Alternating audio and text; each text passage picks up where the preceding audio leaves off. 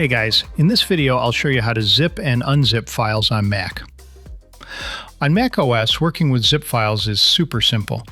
You can easily compress or extract them using the built-in default app. First, just select one or multiple files, or a folder. Then right-click and choose Compress. This will create a zip archive for you.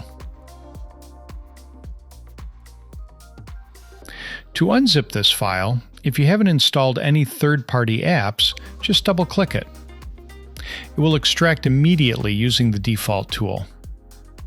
If you do have third-party apps installed, right-click, choose Open With, and select one of your installed apps from the list that appears right here. Keep in mind that zip is a standard format supported across all operating systems, like Windows, Linux, and Mac OS. However, for another common format, .rar, the copyright belongs to RAR Lab, so macOS doesn't support it natively. Because of this, to compress or extract RAR files, you have to install and use a third-party app.